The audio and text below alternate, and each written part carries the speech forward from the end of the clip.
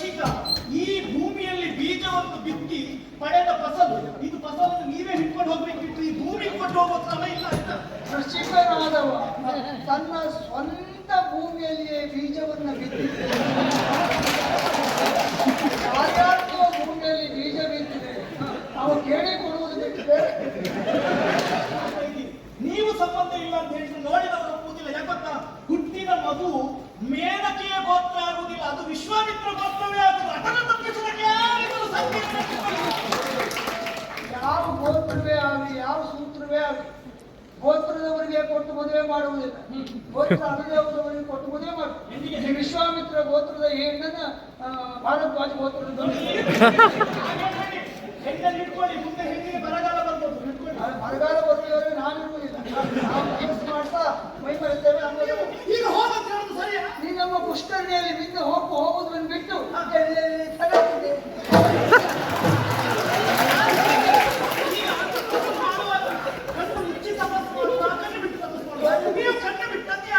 ನೀನಿಗೆ ಎಲ್ಲೆಲ್ಲಿ ಸಮಯದ ಹೇಳಿದಿಲ್ಲ ಅನ್ಕೊಂಡ್ಬಿಟ್ಟೆ. ನೀನು ಸ್ನಾನ ಮಾಡಿ ಹೋದ್ರೆ ಆ ಕಡೆಯೂ ನಾನು ಹೋಗುದಿಲ್ವಾಗಿದ್ದೆ. ನೀನು ಅಷ್ಟು ಮಾಡಿದ್ರೆ ನಮ್ಮ ಸ್ಥಳದಲ್ಲಿ ನಾಟ್ಯ ಮಾಡಿ ನಾನು ಕೊಂಡ್ಬಿಟ್ಟೆ. ಕೊಟ್ಟು ಬಿಟ್ಟ ಮೇಲೆ ನನ್ನ ತನವನ್ನೇ ನೀವು ನಿಮ್ಮ ಚಿಂತ ಚಂಚಲವಾದದ್ದು ತಪ್ಪಿ ಬಿದ್ದದ್ದು ನೀವಲ್ಲ. ನೀನು ಬರ್ದೇ ನನ್ನ ಕಣ್ಣು ಬಿಡುವ ಕೆಲಸವೇ ಇಲ್ಲ. ಹೋಗ್ತೀನಿ, ಇರುವುದಿಲ್ಲ. ಈಗ ಒಬ್ಬ ವ್ಯಕ್ತಿ ಒಂದು ದಡದಿಂದ ನಾವೆಯನ್ನು ಏರಿ ಮತ್ತೊಂದು ದಡವನ್ನು ಸೇರ್ತೇನೆ. ನಾವೆಯನ್ನು ಏರಿ ದಡವನ್ನು ಸೇರಿದ ಬಳಿಕ ಆ ನಾವೆಯನ್ನು ತುಳಿದು ಹೋಗೋದು ಇಲ್ಲ, ಅದಕ್ಕೊಂದು ಕಟ್ಟಿ ಹೋಗ್ಬೇಕು, ಒಂದು ವ್ಯವಸ್ಥೆ ಮಾಡಿರ್ಬೇಕು. ಆ ಒಂದು ಸಂಸ್ಕಾರ ನಿಮಗಿಲ್ಲ. ಸಂಸ್ಕಾರ ಇಲ್ಲ ಅಂತ ಏನು? ನಾವೇ ದಾಟ್ತೇವೆ, ನಮ್ಮ ಕೆಲಸ ಮುಗಿತು. ನಾವು ತಿರುಗಿ ಮತ್ತು ಬರುವವರಲ್ಲ, ಬೇರೆಯವ್ರ ಸಂಬಂಧ ನಮಗಿಲ್ಲ. ಒಂದು 4-6 ಜನ ನಾವೇ ದಾಟ್ರಿ ಅಂತಿದ್ರೆ ನಾನು ಊಟಕ್ಕೆ ಕಟ್ಟಿ ಹೊರಟಿದ್ದೆ. ಈ ದೋಣಿ ಯಾರೂ ಏರುವುದು ಬೇಡ ಅಂತ ಹೋಗಿ ಬಂದು ಬಿಟ್ಟಿದ್ದೆ. ಉಂಡ ಎಲೆಯನ್ನು ಬಿಸಾಡಿದ ಹಾಗೆ ಕೈ ಬಿಡ್ತೀರಿ ನೀವು. ಉಂಡ ಎಲೆಯನ್ನು ತೊಳೆದಿಟ್ಟುಕೊಳ್ಳುವುದಕ್ಕೆ ನಾವು ಆ ವರ್ಗಕ್ಕೆ ಎಲೆಯನ್ನು ಬಿಸಾಡುವುದು ಇದು ಸಾಮಾನ್ಯ ಎಲೆ ಅಲ್ಲ, ಇದು ಬಂಗಾರದ ಬಟ್ಟಲು. ಇದನ್ನು ತೊಳೆದು ಒಳಗಿಟ್ಕೊಳ್ಬೇಕು. ಇಂಥ 10 ಬಂಗಾರದ ಬಟ್ಟಲನ್ನು ಕೊಡುವ ಯೋಗ್ಯತೆ ನಮಗುಂಟು. ಹೊರಟು ಉಂಟು ಅಂತ ಮತ್ತೆ ನನ್ನನ್ನು ಬಯಸಿದೆ ಯಾಕೆ ಈ ಬಂಗಾರದ ಬಟ್ಟಲನ್ನು? ಅದೆಲ್ಲ ಊಟ ಮಾಡಿ ಮುಗಿತೆ. ಹೋಗ್ಬೇಕಾ? ಹೋಗ್ತೇನೆ. ನಾನೇನ ಅಕ್ಷತೆ ಕೊಟ್ಟ, ಆಮಂತ್ರಣ ಕೊಟ್ಟ, ಅಕ್ಷತೆ ಕೊಟ್ಟು ನಿಮ್ಮ ತಲೆ ಮೇಲೆ ಹಾಕಿ ಹೋಗ್ತೇನೆ. ನಾನು ನೋಡಿದ್ದೇನೆ ಗುರುಗಳ ತಲೆಗೆ ಅಕ್ಷತೆ ಹಾಕ್ತವ್ರೆ. ಅವರ ಕಮ್ಮಂಡಲಿಗೆ ಅಕ್ಷತೆ ಹಾಕಿದ್ದನ್ನು ನೋಡಿದ್ದೇನೆ. ಏನು ನಾನು ಬಂದದ್ದು ಯಾಕೆ? ಬರುವಾಗ ಯಾರು ಬಂದದ್ದು? ನಾನು ಒಬ್ಬಳೇ ಬಂದದ್ದು. ಈಗ ನಾನು ಒಬ್ಬಳಾಗಿದ್ದೇನಾ? ನಾನು ಬರುವುದಿಲ್ಲ, ನೀನು ಒಬ್ಬಳೇ ಹೋಗು. ನೀವೇ ಅಲ್ಲ ಹೆಣ್ಮಕ್ಕೆ ನೋಡಿ, ಇದು ನೋಡಿ, ಈ ಬಂದ ಮೇಲೆ ಆದದ್ದು. ಹೌದು, ಇದರ ಪೂರ್ಣ ಹೊಣೆಗಾರಿಕೆ ನಿಮಗೆ. ಇದನ್ನು ನೀವು ಹಿಡ್ಕೊಳ್ಳಿ.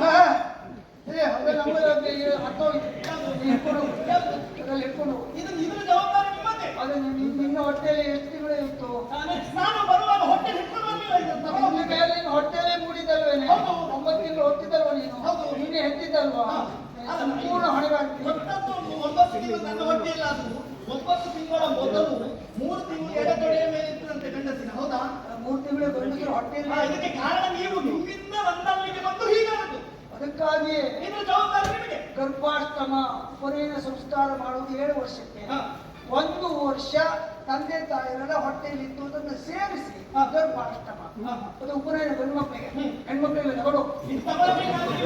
ಯೋಚನೆ ಮಾಡಿ, ಒಂದು ಕ್ಷೇತ್ರ ನ್ಯಾಯ ಅಂತ ಕೃಷಿಕನವರು ಫಲವತ್ತಾದ ಭೂಮಿಯಲ್ಲಿ ಬೀಜವನ್ನು ಬಿತ್ತಿ ಫಸಲನ್ನು ಪಡೆಯುತ್ತಾರೆ. ಪಡೆದ ಫಸಲನ್ನು ಆ ಕೃಷಿಕ ಮನೆಗೆ ಕೊಂಡು ಹೋಗ್ತಾನೆ ಬಿಟ್ಟರೆ ಭೂಮಿಗೆ ಬಿಟ್ಟು ಹೋಗುವ ಕ್ರಮ ಇಲ್ಲ. ಈ ಕೃಷಿಕ ಈ ಭೂಮಿಯಲ್ಲಿ ಬೀಜವನ್ನು ಬಿತ್ತಿ ಪಡೆದ ಫಸಲು, ಇದು ಫಸಲನ್ನು ನೀವೇ ಹಿಡ್ಕೊಂಡು ಹೋಗ್ಬೇಕಿತ್ತು, ಈ ಭೂಮಿಗೆ ಕೊಟ್ಟು ಹೋಗುವ ಕ್ರಮ ಇಲ್ಲ ಅಂತ. ಕೃಷಿಕನಾದವ ತನ್ನ ಸ್ವಂತ ಭೂಮಿಯಲ್ಲಿಯೇ ಬೀಜವನ್ನು ಬಿತ್ತಿ ಯಾರ್ಯಾರಿಗೋ ಭೂಮಿಯಲ್ಲಿ ಬೀಜ ಬಿತ್ತಿದೆ ನಾವು ಕೇಳಿ ಕೊಡುವುದು ಬಿಟ್ಟು ಬೇರೆ. ದೇವೇಂದ್ರನಿಗೆ ಕೇಳಿ ಕೊಡ್ಲಿಕ್ಕಾಗುದಿಲ್ಲ. ಈಗ ನಿಮಗಿದು ಸಂಬಂಧ ಇಲ್ಲ ಅಂತ ಹೇಳ್ತೀವಿ. ಬೆಂಕಿಗೆ ಆಕರ್ಷಿತರಾಗಿ ಒಬ್ಬಾತ ಬೆಂಕಿಯ ಮುಂಡೆಯನ್ನು ಮನೆಗೆ ತಂದಿರಿಸ್ತಾನೆ. ಆ ಬೆಂಕಿಗೆ ಸುಡುವ ಗುಣ, ಆ ಬೆಂಕಿ ಸುಡುತ್ತದೆ, ಮನೆಯನ್ನೇ ಸುಡುತ್ತದೆ, ತನ್ನ ಬಟ್ಟೆ ಪೀತಾಂಬರವನ್ನು ಸುಡುತ್ತದೆ. ಅಯ್ಯೋ ಬೆಂಕಿ ಸುಟ್ಟಿದ್ದು, ಮನೆ ಸುಟ್ಟಿದ್ದು ಅಂತ ಹೇಳೋದಲ್ಲ, ತರುವಾಗ ಯೋಚನೆ ಮಾಡಬೇಕು. ಈ ಕಾಮದ ಬೆಂಕಿ ಉಂಡೆಯನ್ನು ತಂದವರು ನೀವು, ಇದರಿಂದ ನೀವು ಕಾಮದಲ್ಲಿ ಬೆಂದು ನಾವು ಜೊತೆಯಾದವು. ಇದರಿಂದ ಸುಟ್ಟಂತ ಈ ಶಿಶು ಇದನ್ನು ನೀವೇ ಸುಳ್ಳಿಲ್ಲ, ಜವಾಬ್ದಾರಿ ನಿಮ್ಮದು ಅಂತ. ಅಪ್ಪ ನೋಡು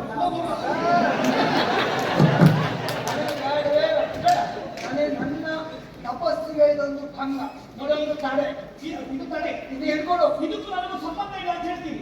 ನೀವು ದೇವೇಂದ್ರದಲ್ಲಿ ಹೇಳು 33 ಕೋಟಿ ದೇವತೆಗಳು ಮಾತ್ರ ಅಲ್ಲ, ಒಂದು ಹೆಚ್ಚಾಗಿ ಸೇರಿಸಿಕೊಳ್ಳುವುದಿಲ್ಲ. ಹಾಗಾದ್ರೆ ನಮ್ಮಲ್ಲಿ ಒಂದು ಹೆಚ್ಚಾಗಿದ್ದಿಲ್ಲ, ಕಡಿಮೆ ಆಗಿದ್ದು. ನಿನ್ನನ್ನು ಸೇರಿಸಿಕೊಳ್ಳುವುದಿಲ್ಲ ಅಂತಾದ್ರೆ ಇದು ಹೆಣ್ಣಲ್ವಾ? ನಿನ್ನ ಬದಲು ಈ ಹೆಣ್ಣನ್ನು ಅದು ಬಿಡುಗೆ ನೋಡಿ, ನೀವು ಈ ಹೆಣ್ಣಿನ ಮತ್ತು ಹೆಣ್ಣು ಮಗುವಿಗೂ ನನಗೂ ಸಂಬಂಧ ಇಲ್ಲ ಅಂತ ಹೇಳ್ತಾ ಇದ್ದೀವಿ. ನೀವು ಸಂಬಂಧ ಇಲ್ಲ ಅಂತ ಹೇಳಿದ್ರೆ ನೋಡಿದವರು ಒಪ್ಪುವುದಿಲ್ಲ. ಯಾಕೊತ್ತಾ? ಹುಟ್ಟಿದ ಮಗು ಮೇನಕೆಯ ಗೋತ್ರ ಆಗುವುದಿಲ್ಲ, ಅದು ವಿಶ್ವಾಮಿತ್ರ ಗೋತ್ರವೇ ಆಗುವುದು. ಅದನ್ನು ತಪ್ಪಿಸಲಿಕ್ಕೆ ಯಾರಿಗೂ ಸಂಕೇತ. ಯಾವ ಗೋತ್ರವೇ ಆಗಲಿ, ಯಾವ ಸೂತ್ರವೇ ಆಗಲಿ, ಗೋತ್ರದವರಿಗೆ ಕೊಟ್ಟು ಮದುವೆ ಮಾಡುವುದಿಲ್ಲ, ಗೋತ್ರ ಅನುದೇವದವರಿಗೆ ಕೊಟ್ಟು ಮದುವೆ ಮಾಡುವುದು. ವಿಶ್ವಾಮಿತ್ರ ಗೋತ್ರದ ಹೆಣ್ಣನ್ನ ಭಾರದ್ವಾಜ ಗೋತ್ರದ ಹೆಣ್ಣಲ್ಲಿ ಇಟ್ಕೊಳ್ಳಿ, ಮುಂದೆ ಹೆಣ್ಣಿಗೆ ಬರಗಾಲ ಬರ್ಬೋದು. ಬರಗಾಲ ಬರುವವರೆಗೆ ನಾವಿರುವುದಿಲ್ಲ, ನಾವು ಕೆಲಸ ಮಾಡ್ತಾ ಮೈ ಮರೆತೇವೆ. ನಮಗೋದಲ್ಲ ನಿಮಗೂ ಬೇಡ, ನನಗೂ ಬೇಡ, ನಿಮಗೂ ಬೇಡ,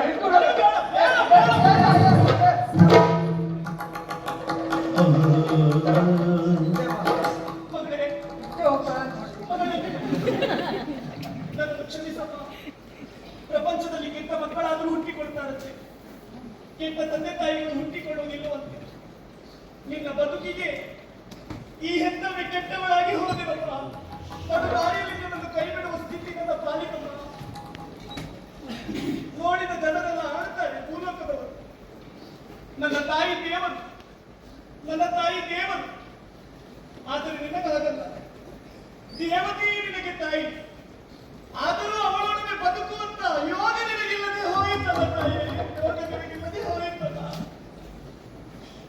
ಗಣಿಕೆಯಾಗಿ ದೇವಸಭೆಯಲ್ಲಿ ನಾಟ್ಯ ಮಾಡುತ್ತಿರುವಂತ ನನಗೆ ಗಣತಿಯಾಗಿ ಬದುಕಿದ್ದೇನೆ.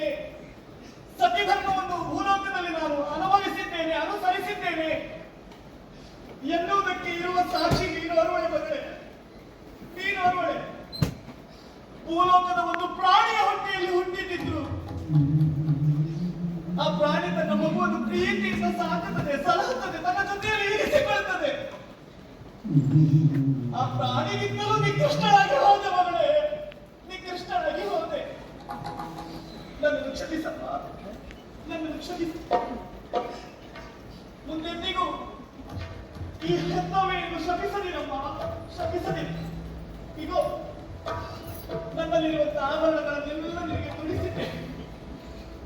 ಮುಂದಿನ ನಿನ್ನ ಬದುಕು ಬಂಗಾರವಾಗಲಿ, ಮುಂದಿನ ನಿನ್ನ ಬದುಕು ಬಂಗಾರವಾಗಲಿ.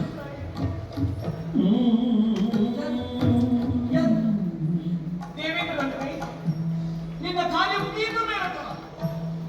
ಚಿತ್ತ ಚಂಚಲಗೊಳ್ಳದೆ ಭೂಲೋಕದಲ್ಲಿ ನೀ ನಿಗಮೇಣ. ದೇವ ಸಭೆಯಲ್ಲಿ, ದೇವ ಭೂಮಿಯಲ್ಲಿ ನಿನ್ನ ರಾಜ್ಯ ಅತ್ಯಗತ್ಯ.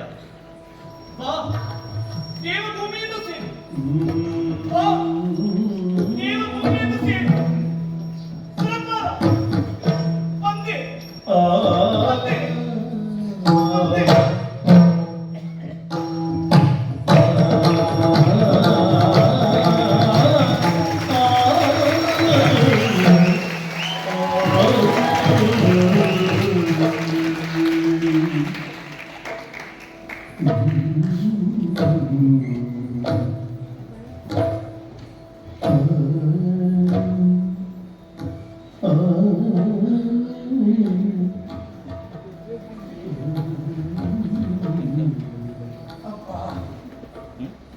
ಇದೆಂತ ಮೋಹ, ಅವ್ಯಕ್ತವಾದಂತಹ ಯಾವುದೋ ಒಂದು ಭಾವನೆ, ಯಾವುದೋ ಒಂದು ಕರುಣ ಸಂಬಂಧ ಮೆತ್ತಿ ನೀರಿ ಮೆರೆಯಬೇಕು, ವರ್ತಿಸಬೇಕು ಅನ್ನುವಂತ ಅಪೇಕ್ಷೆ ಅಂತಸ್ತವಾಗಿದ್ರು ಮನುಷ್ಯತ್ವ ಬಿಡುವುದಕ್ಕಾಗುವುದಿಲ್ಲ. ಇದು ದೇವತೆಗಳ ಹುನ್ನಾರ ಎನ್ನುವುದು ಅರ್ಥವಾಗ್ತಾ ಇದೆ. ಕಟ್ಟುಗ್ರವಾದಂತಹ ತಪಸ್ಸನ್ನು ಮಾಡ್ತಾ ಇರುವುದು ಬ್ರಹ್ಮರ್ಷಿಯಾಗಬೇಕು. ವಶಿಷ್ಠನಿಂದಲೇ ಬ್ರಹ್ಮರ್ಷಿ ಅಂತ ಅನ್ನಿಸಿಕೊಳ್ಳಬೇಕು. ಪ್ರಾಯಶಃ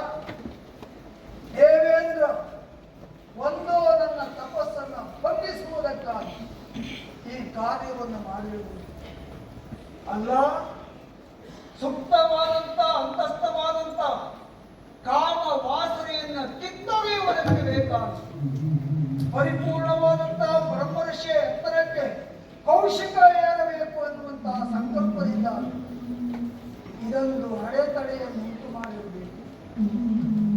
ಏನೇ ಆಗಲಿ ಮೇಲಕ್ಕೆ ಬಿಟ್ಟು ಹೋದ ನಾರದರು ಬಂದು ಸೂಚಿಸಿದ, ವಶಿಷ್ಠ ಎಚ್ಚರಿಸಿದ.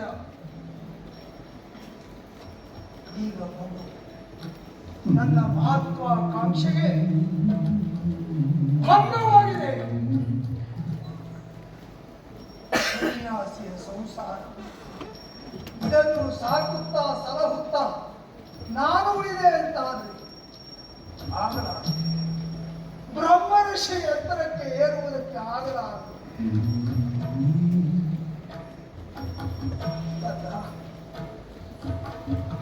ನನ್ನ ಮಹತ್ವಾಕಾಂಕ್ಷೆಗೆ ನಿನ್ನನ್ನು ಬಲಿ ಕೊಟ್ಟಾಗಿದ್ದೇನೆ, ಕ್ಷಮಿಸು ಕ್ಷಮಿಸು. ಓ ಆಕಾಶವೇ, ನನ್ನ ಮಗುವಿಗೆ ರಕ್ಷಣೆಯಿಂದ ಕೂಡಿ. ಓ ಮರಗಳೇ, ನನ್ನ ಮಗುವಿಗೆ ತಂಪಾದಂತಹ ಗಾಳಿಯನ್ನು ಬೀಸಿ. ಓ ಹಕ್ಕಿ ಪಕ್ಷಿಗಳೇ, ಕುಳು ಕುಳು ಕಲರವವನ್ನು ಮಾಡಿ ನನ್ನ ಮಗು ಒಳದೇ ಇದ್ದ ಹಾಗೆ ನೋಡಿ.